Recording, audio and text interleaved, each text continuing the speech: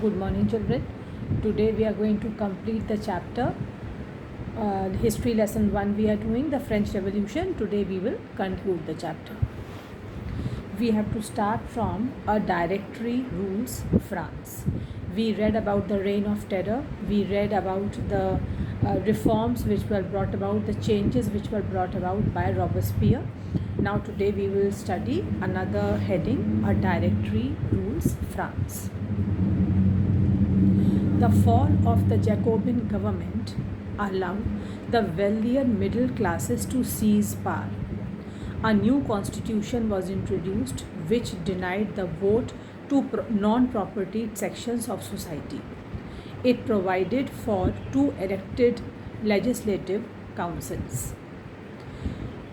Then they appointed a directory and executive made up of 5 members. This was meant as a safeguard against the concentration of power in a one-man executive as under the Jacobins.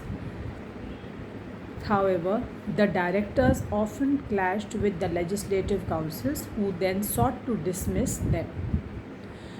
The political instability of the directory paved the way for the rise of a military dictator, Napoleon Bonaparte. I am sure you must have heard of Napoleon Bonaparte earlier also. Through all these changes in the form of government, the ideals of freedom, of equality before the law, and of fraternity remained inspiring ideals that motivated political movements in France and the rest of Europe during the following century. Now, a very important heading, did women have a revolution? Now we will see, did women have any role in this revolution? Did they also become active participants or they were excluded? From the very beginning, women were active participants in the events which brought about so many important changes in the French society. They hoped that their involvement would pressurize the revolutionary government to introduce measures to improve their lives. Most women of the Third Estate had to work for a living. They worked as seamstresses or laundresses, sold flowers, fruits and vegetables at the market, or were employed as domestic servants in the houses of the prosperous people. Most women did not have access to education or job training. Only daughters of nobles or wealthier members of the Third Estate could study at a convent, after which their families arranged a marriage for them. Working women had also to care for their families, that is, cook food, fetch water, queue up for bread, and look after children. Their wages were lower than those of men. In order to discuss and voice their interests, women started their own political clubs and newspapers. About 60 women's clubs came up in different French cities. So you can see that women also became active members in the French society. The Society of Revolutionary and Republican Women was the most famous of them. One of their main demands was that women enjoy the same political rights as men. Remember, I have told earlier also, whenever we use the term political rights, we are talking about right to vote. Women were disappointed women were disappointed that the Constitution of 1791 reduced them to passive citizens. That means they were not given the right to vote. They demanded the right to vote, to be elected to the assembly, and to hold political office. Only then, they felt, would their interests be represented in the new government. In the early years, the revolutionary government did introduce laws that helped improve the lives of women. Together with the creation of state schools, schooling was made compulsory for all girls. Now see, these many changes were brought about to improve the position of women. Revolutionary government did introduce laws that helped improve the lives of women. Together with the creation of state schools, schooling was made compulsory for all girls. Their fathers could no longer force them into marriage against their will. Marriage was made into a contract entered into freely and registered under civil law.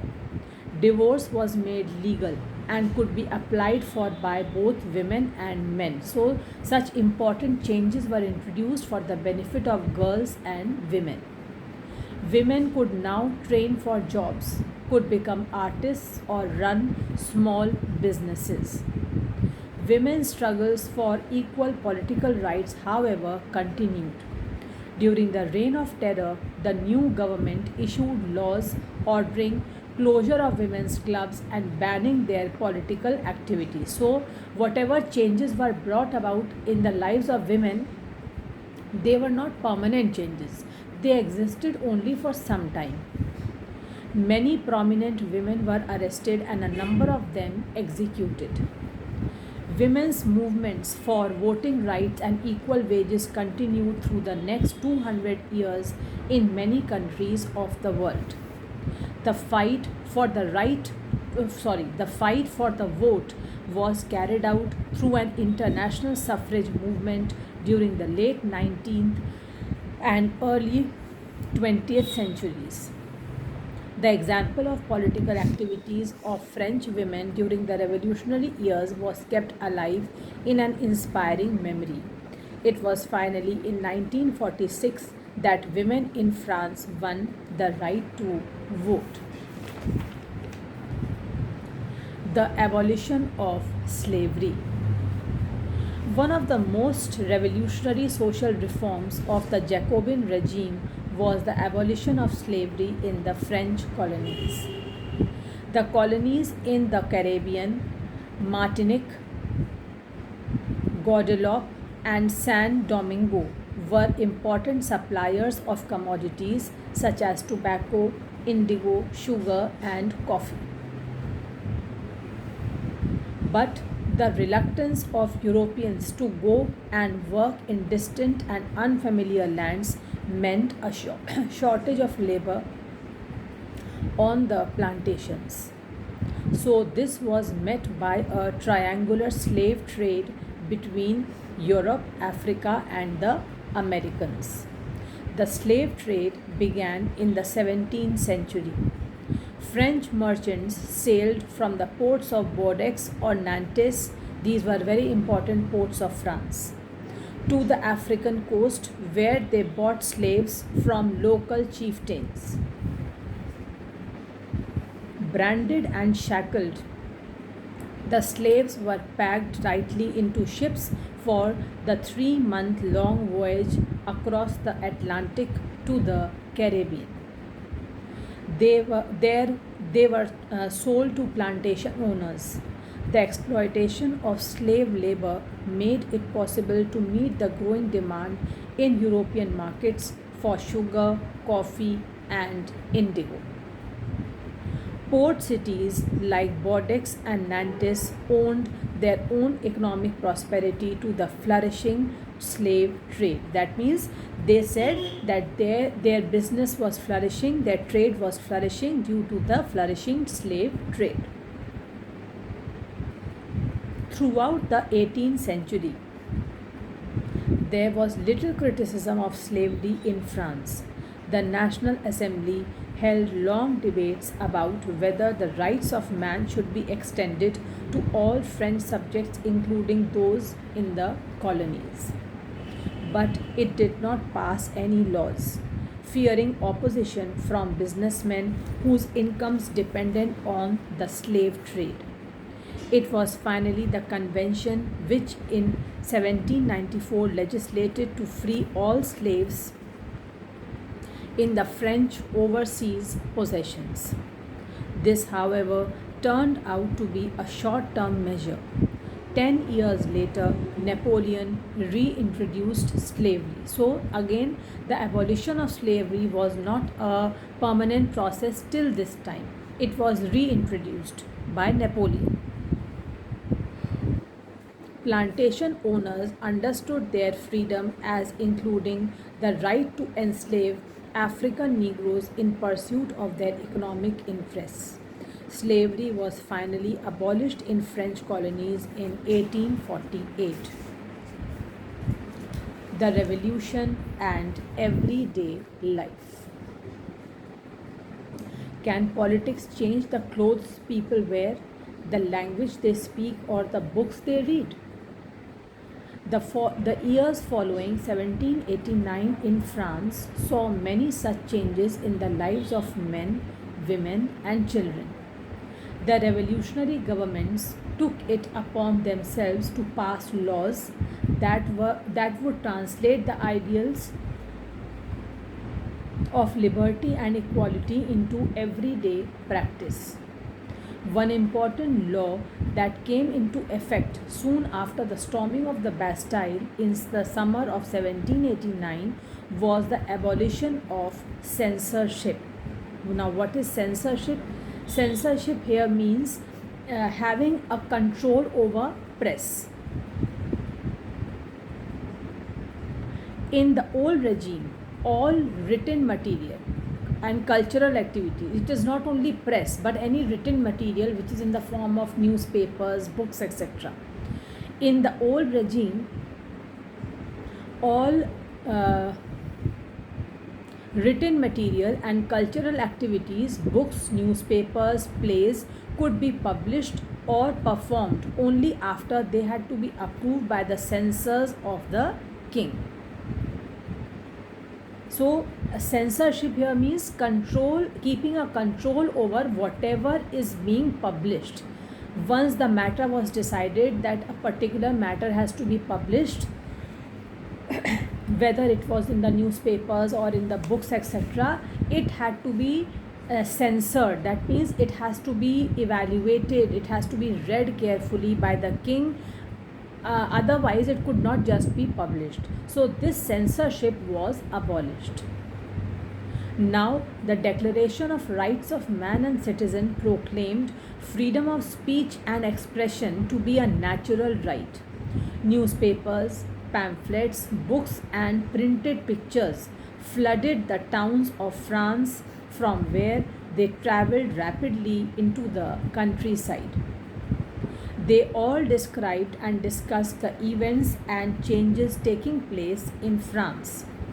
Freedom of press also meant that the opposing views of events could be expressed. Each side sought to convince the others of its position through the medium of print.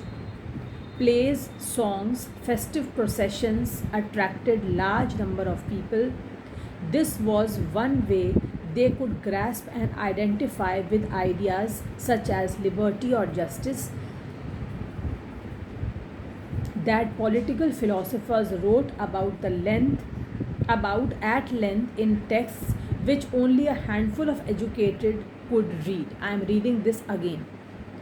Freedom of press also meant that opposing views of events could be expressed. That means anti-views. If anybody opposed something and he wanted to express himself by publishing his matter in the newspapers, in the magazines, etc., he could do so because of freedom of press. Each side sought to convince the others of its position through the medium of print. That means the person who was for and the person who was against some viewpoint both had the liberty to get the matter printed and convince each other that what he is saying is right. Plays, songs, and festive processions attracted large number of people. This was one way they could grasp and identify with ideas such as liberty or justice that political philosophers wrote about at length in texts which only a handful of educated people could read. That means earlier whatever was published in the texts, only some educated people only could read it. But now all these things were made popular through plays, through songs, etc. So everybody could understand this idea of liberty or justice. Conclusion. In 1804, Napoleon Bonaparte crowned himself Emperor of France. He set out to conquer neighboring European countries, dispossessing dynasties and creating kingdoms where he placed members of his family. Napoleon saw his role as a modernizer of Europe. He introduced many laws such as the protection of private property and a uniform system of weights and measures provided by the decimal system. Initially, many saw Napoleon as a liberator who would bring freedom for the people. But soon, the Napoleonic armies came to be viewed everywhere as an invading force.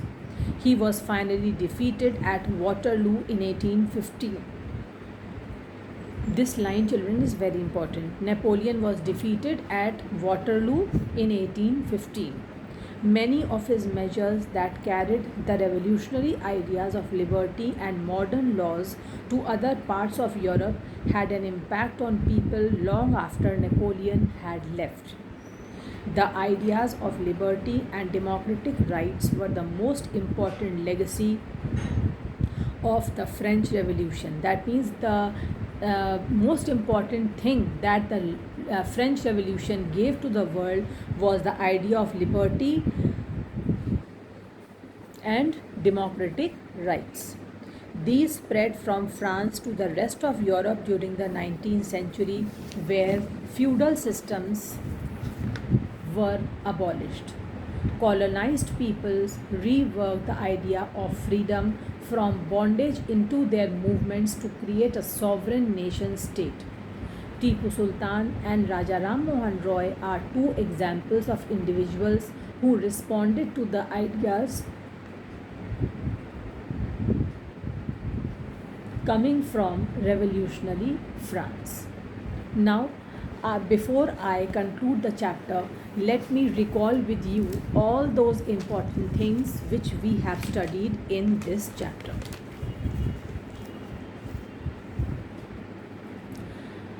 In the starting, we have studied that the French Revolution was divided into, the French society was divided into three estates.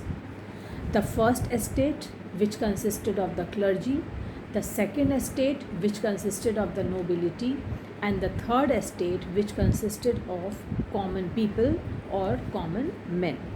It included big businessmen, craftsmen, artisans, peasants, etc.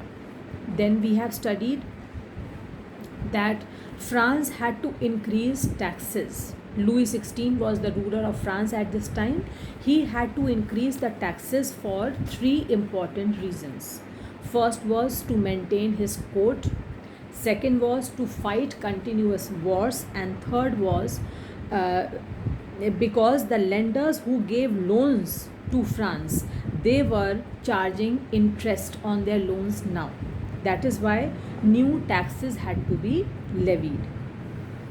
Then we have studied that the most oppressed classes were the common people. The third estate was the only estate among the three who had to pay all the taxes. The burden of paying the taxes was on the third estate alone. The first and the second estate enjoyed all the liberty and they did not have to pay any tax. Then we studied about two important taxes, the tithe and the tail. What was the tithe? The tax levied by the church comprising 1/10 of the agricultural produce. And what was the tail? The tax to be paid directly to the state. So these two taxes had to be paid by the third estate. Then subsistence crisis. We have studied about subsistence crisis. The population of France was increasing very rapidly and there was an increased demand of food grains. The demand of food grains could not match with the rising population. The productions did not match with the demand. Moreover, drought and hail made the situation worse and further reduced the harvest. This led to subsistence crisis. Then we studied that the peasants and the workers had participated in revolts against the increasing taxes and food scarcity, but their struggle could not last long. Later on, a middle class emerged in the French society. This included the merchants, traders, professors, lawyers, etc. They were educated people and they believed that uh, nobody should be given any privilege just because he is born in a high class society. Privileges by birth should not be given, but it should be given according to a person's merit. If the person is meritorious, if he is capable, then privileges should be given to him. This idea, based on freedom and equal laws, were put forward by three French philosophers, John Locke, Rousseau, and Montesquieu. Then later on, after this, we have studied that further Louis XVI wanted to impose some new taxes also. When the people came to know that Louis XVI was planning to overburden them by some new taxes also, then the people started opposing, and this was the time when there was outbreak of French Revolution. France becomes a constitutional monarchy. The National Assembly was drafted and its main objectives was to limit the powers of the monarch. Now the power was divided between the legislature, the executive and the judiciary. Hence, France became a constitutional monarchy by dividing its powers between the legislature, the executive and the judiciary. Then the constitution began. This newly formed constitution began with the declaration of rights of man and citizen, such as right to life, freedom of speech, freedom of opinion, and equality before law. These were called as natural and inalienable rights. Inalienable rights because these rights cannot be taken by anybody from any individual. It was the duty of the state to protect each citizen its natural and inalienable rights. Then we have studied that France abolishes monarchy and becomes a republic. Now, what is a republic? A republic is that form of government where the people elect the government, including the head of the government, and his office is not hereditary. Then we studied a very important heading, the Reign of Terror, and I have told you that in this, the changes which were introduced by Robespierre, they are very, very important. I am reading out once again so that you revise with me what were the changes. The first thing that we have read in this is that Robespierre followed a policy of severe control and punishment. All those whom he saw being enemies of the Republic, they were severely punished. Then Robespierre's government issued laws placing a maximum ceiling on wages and prices. All this you have to learn, children, remember. Meat and bread were rationed. Peasants were forced to transport their grains to cities and sell it at prices fixed by the government. All citizens were required to eat equality bread, a loaf made up of whole wheat. Equality was also sought to be practiced through forms of speech and address. Instead of traditional sir and madam, all French men and women were now citoyen and citoyenne, that means citizens. Churches were shut down and their buildings converted into barracks or offices. So till here are the changes which Robespierre brought about in his government, which are very, very important. Then we studied, did women have a revolution? Yes, women played a very important role in the French society. They believe that they are an important part of the revolution. They started their own political clubs, uh, but most of the women were not educated. Only daughters uh, of rich families were given the right to get education. Other women got very low wages, lower than men. So they started their own political clubs. They demanded the right to vote, to be elected in the assembly, and to hold political office. The revolutionary government made some changes to improve the condition of women, like schooling was made compulsory for all the girls. France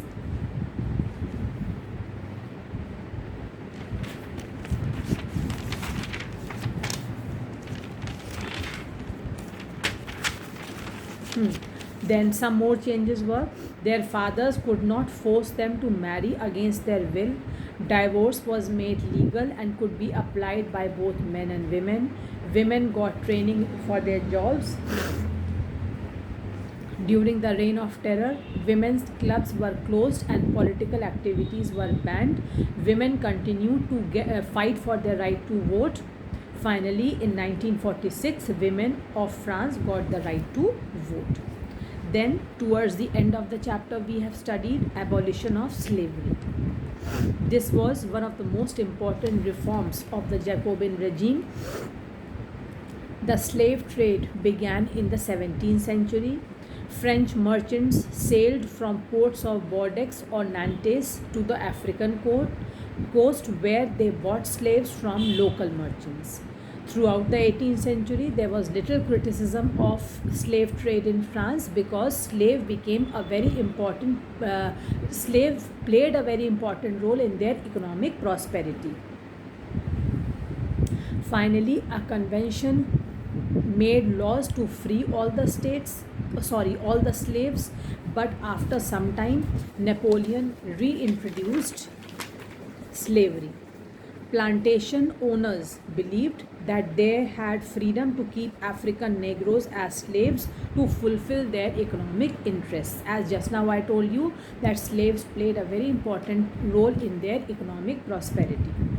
But finally, slavery was abolished in the French colonies in 1848. So with this, the important chapter of French Revolution comes to an end. Now, your main task is that you have to read the chapter slowly. Read 2 to 3 pages in a day, not more than that. Read the chapter very slowly and very carefully, and if you will read a number of times, you will start remembering things. All those things which I have made you mark as important, or I have made you underline, you must learn them because they can be asked in the exam. You will see the PDF very soon and answer the questions which are given in the PDF. Thank you, children.